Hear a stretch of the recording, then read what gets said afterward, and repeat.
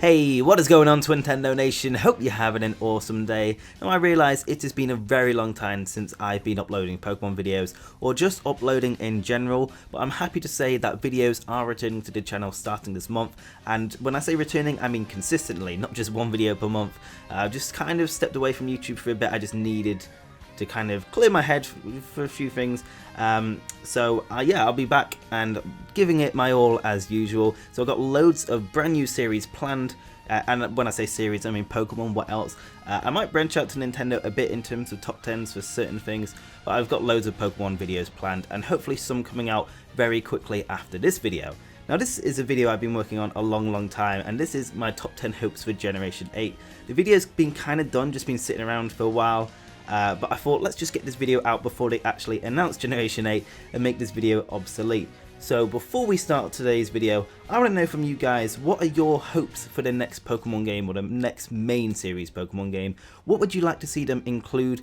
Maybe bring something back from the old Pokemon games, or maybe something entirely new they've never done before. Let me know in the comments below. Love to hear what you guys think, because there are so many things I could have included on this list that most likely some of you guys are going to mention stuff I wanted to include but just had to miss out on.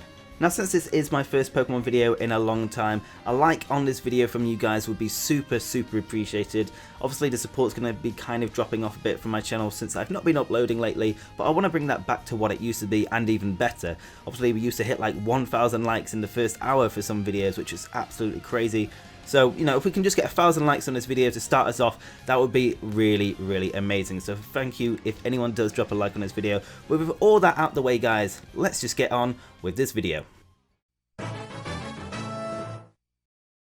So starting off the list, I thought I'd get probably the most debatable hope for Generation 8 out the way first. It's not debatable for me, since I definitely wanted to include this in the video, but I know some of you may or may not want this change to happen. This is voice acting, which for a main series Pokemon game would be a first. For some time I felt that Pokemon games have felt a little dated with the constant streams of unvoiced dialogue, and no game felt more dated than Pokemon Sun and Moon.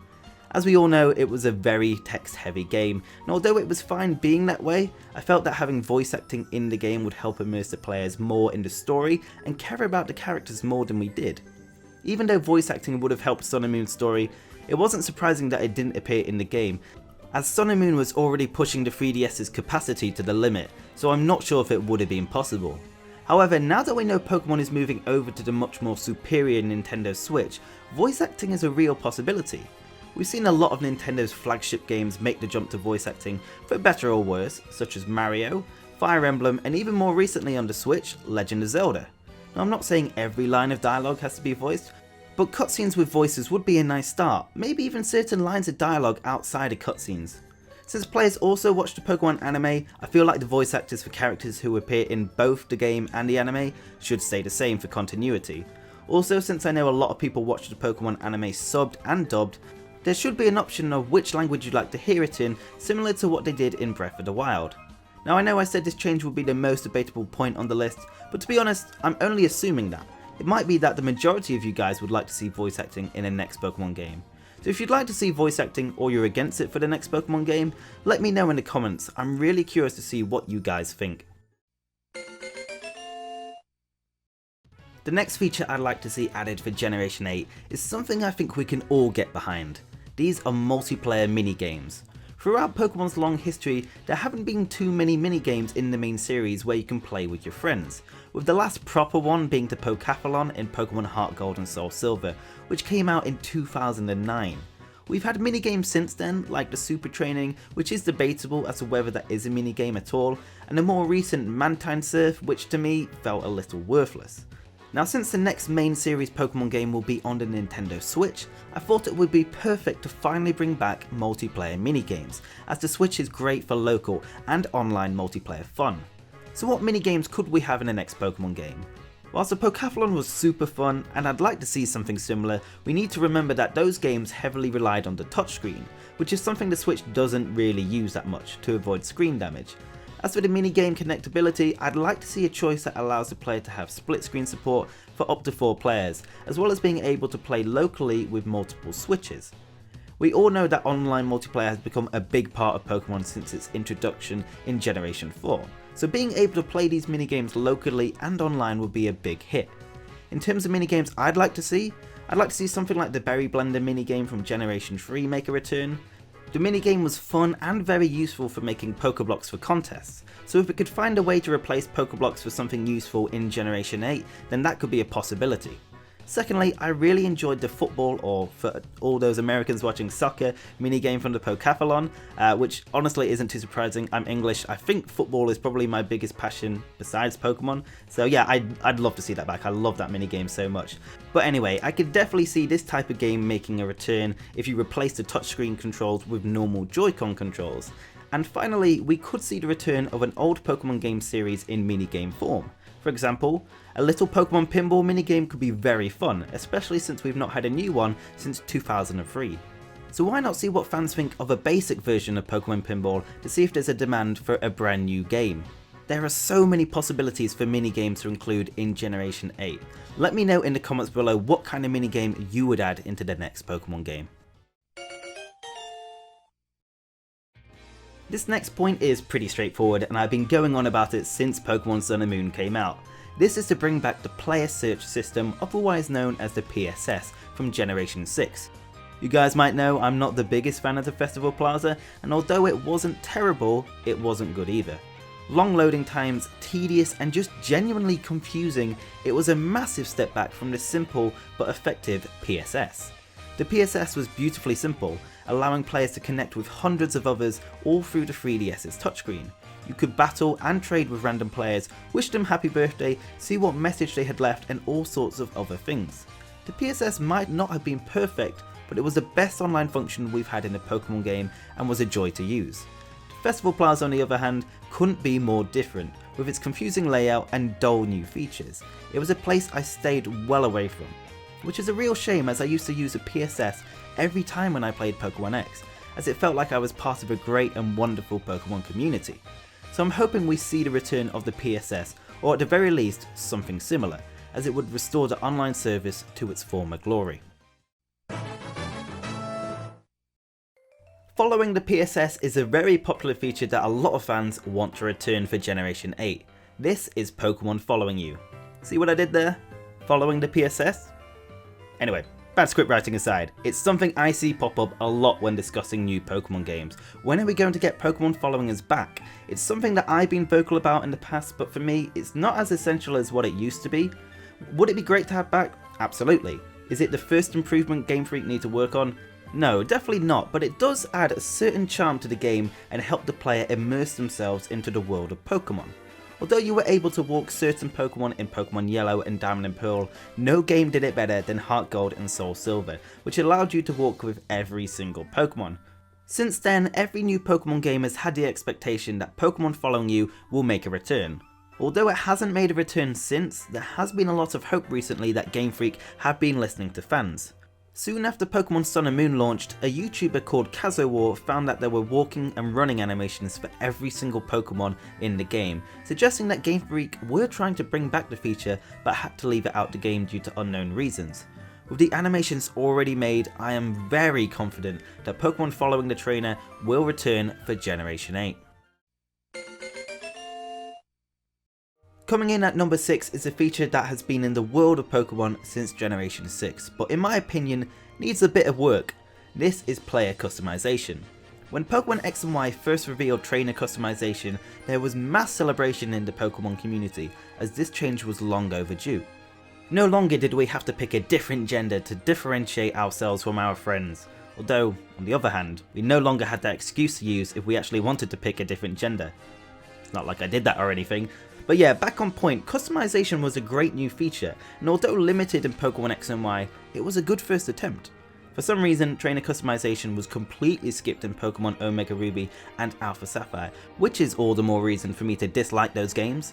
And for those saying, well, that's because it's a remake, remember that Heart Gold and Soul Silver added your favourite feature, Pokemon Following You, so Omega Ruby and Alpha Sapphire could have easily added some trainer customization. Now, customization did return in Pokemon Sun and Moon, as well as their Ultra versions, but to me, it wasn't that good. I felt like there hadn't been many improvements made since Pokemon X and Y, and there was a lack of variety in the clothing choices. So if I were to improve trainer customization, I'd have brand new clothes appear in the game every month or so as free DLC, as it will give something for players to look forward to. Another cool feature for player customization that I've been mentioning for years is for the player to be able to unlock past characters' clothes, such as Red and Gold's outfits, as well as evil teams like Team Rocket and Team Magma. If these were given out as rewards for completing the Pokédex, then players would have so much more incentive to actually complete it once again. Coming in at the halfway point is a hope that I know a lot of you are wanting for the next Pokemon game. This is more post-game content. For me, the last game to perfect post-game in Pokemon was Heart Gold and Soul Silver. With an extra region to travel to, as well as lots of legendaries to catch, there was so much to be done. Pokemon X and Y and Sun and Moon had very disappointing post-games, possibly the worst in the game series so far. Ultra Sun and Moon was definitely a step in the right direction with Team Rainbow Rocket. It was a little short and repetitive for my liking, but was a good additional story. The Ultra Wormhole was also pretty fun for a while, but grew stale quite quickly for me, and catching old legendaries isn't really a new concept for Pokemon. After doing it more than once, I can't see it being fun for me again. Now, a good after story for me would be a second chapter to the story, sort of how Pokemon Black and White 2 continues on from Pokemon Black and White, except you don't have to fork out another £30 to see the conclusion. Another good example of a great after story comes from one of Pokemon's greatest spin-offs, Mystery Dungeon Explorers of Sky. After you think you've completed the main story, a brand new second story appears, which is closely linked to the main story, and the great thing about the second story is that it has so many different twists and turns that actually kind of affects the main story. Even though you've beaten it, it kind of explains a few things better and makes you question who the real villain of the game is. Now, I'd personally love to see something like that in a Pokemon main game instead of the generic beat the villain and become the champion of the region story we've been getting the last 20 years. My next hope for Pokemon Generation 8 is something that was sort of attempted at in Pokemon Ultra Sun and Moon, but still left a lot to be desired. This is the introduction of side quests into Pokemon games. So in Pokemon games there have always technically been side quests, mainly limited to such quests as show a certain Pokemon to a person and you receive an item, nothing too fancy. Now in Pokemon Ultra Sun and Moon they took this a step further by adding cutscenes for all the side quests. I feel like this doesn't get enough recognition because this was a pretty big step forward. My only problem with these side quests is that they can give out some of the worst items in the game, giving the player literally no incentive to go and do them. For example, the majority of rewards are items like fresh water, X-Attack, and Stardust. Some side quests don't even give out rewards, just show the cutscene and that's it. So my hope for the next Pokemon game is to have more detailed and enriching side quests that give out much better rewards. Rewards could include TMs, Megastones, and Z-Stones for example. I'd also like to see side quests give more information about the Pokemon region and about the Pokemon world by either giving us history of the new region or linking in past events from previous games and building upon them. It would also be great to have side characters with actual names and designs for side quests instead of the generic plain townsfolk. Ultra Sun and Moon set the ball rolling for side quests, and I think there is a lot of potential for them to improve for Generation 8. My next hope for Generation 8 is something that has been driving me mad for the last 4.5 years with recent Pokemon games, because I just don't understand it. This is the distribution of mythical Pokemon, or as I like to call it, make mythicals meaningful again.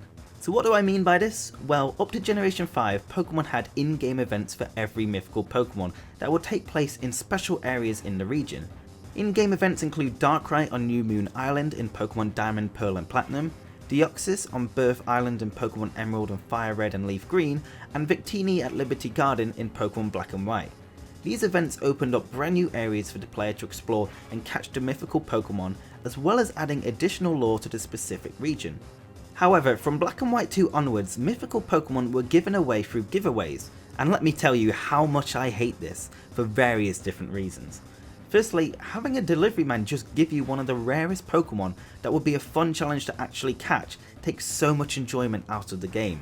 Secondly, one of my favourite things to do when a Pokemon game is announced or released is to look at the region map and speculate where mythical Pokemon could be located when their events are released. Sadly, I've not been able to do any of this since Generation 5. However, I am hopeful that these in-game events will return for Generation 8, especially since Pokemon Ultra Sun and Moon had specific event cutscenes for their side quests. I could definitely see them making use of them for mythical Pokemon in future games. Just missing out on the number 1 spot is probably the most simple hope that I have for Generation 8, but one I don't expect to happen. This is the inclusion of more brand new Pokemon. Compared to the first 5 generations, it's no secret that recent generations of Pokemon have had less Pokemon than we're used to. Generation 1 gave us 151 new Pokemon, Generation 2 gave us 100, Generation 3 gave us 135, Generation 4 gave us 107, and Generation 5 gave us a whopping 156 brand new Pokemon. However, since then, Generation 6 has given us a disappointing 72 new Pokemon, and Generation 7 which gave us 86 new Pokemon, bringing the total amount of Pokemon to 806. Now Generation 6 and 7 did balance out their numbers of new Pokemon by introducing Mega Pokemon and Regional Variant Pokemon. Now although I am a fan of those two concepts, I'd just rather have a region with 100 plus new Pokemon than a lower number of new Pokemon alongside a gimmicky concept. However, if it took an extra year for GameFreak to include more Pokemon, then I'd happily wait. There's no better feeling in a Pokemon game than having so many different new Pokemon to catch, whereas in the last 2 generations, I felt I'd seen all the Pokemon very quickly. Curious to hear what you guys think about this. Would you rather have the next Pokemon game out quicker with fewer Pokemon, or wait longer but have more Pokemon to catch? Taking the number 1 spot is something that has been needed in Pokemon for a long time, and no game needed it more than Pokemon Sun and Moon. This is more freedom and exploration. This is quite a broad hope as it covers many different problems with Pokemon, but I think they can all be solved if more freedom was given to the player. So what problems could be solved by giving the player more freedom to play and explore the region? Well, firstly, one of the biggest complaints in Pokemon would be removed straight away. This complaint is hand-holding, essentially telling the player what they should be doing and guiding them through the main game. It's fair to say all Pokemon games have this to some extent, but recent generations don't even try to hide it. Another complaint is that players want bigger regions, especially open worlds like Legend of Zelda Breath of the Wild. Whilst I admit that would be incredible, I don't think an open world is necessary to give the player more freedom. I think making the region bigger would definitely help by including more routes and points of interest, as well as making routes and cities bigger. As mentioned earlier in the video, side quests would also help give the player more freedom, as they can choose whether to continue the main story or take some time away from it by completing different objectives. Another problem that could be fixed by giving the player more freedom is a linear region like Alola. My biggest complaint with Sun and Moon, as well as their Ultra versions, was how linear Alola was. You were forced to follow a set path to complete the game, with some routes blocked off until you beat the trial captain. A way to fix this is just to give the player the choice of which gym leader to fight first. Making the starting town in the middle of the region, pick your starter and choose one of the many ways to go. In normal Pokemon games, certain level Pokemon are found in particular areas, so higher level Pokemon are found towards the end of the game and lower leveled Pokemon are at the start of the game. In this new concept, Pokemon levels in certain areas would be different depending on the order you take on the gym leaders. So Pokemon near the first gym you chose would be low leveled, whilst Pokemon near the last gym you're picking are higher leveled. It's a concept I don't think we'll ever see in a Pokemon game, but it would definitely give more choice and freedom, as well as giving a unique experience to the player. So those are my top 10 hopes for Generation 8, and can I just say I had no idea how long this video would be. I've just looked at it while I'm recording. It's gonna probably be like 19 minutes long, so if anyone sat through this, thank you very much. I'm going to try and keep the top 10s a little more concise from now on, that's for sure. But guys, if you did enjoy this video, make sure to drop a like, be super appreciated. And if you want to see more content like this, like I said, I've got lots more content in the works, top 5s, top 10s, and a few new series that I will be announcing, hopefully from February onwards. So if you want to see those things, make sure to subscribe and become a part of the Twintendo Nation. But anyway guys, thank you very much for watching. Hope you have an awesome day, and I will see you on the next video. Peace!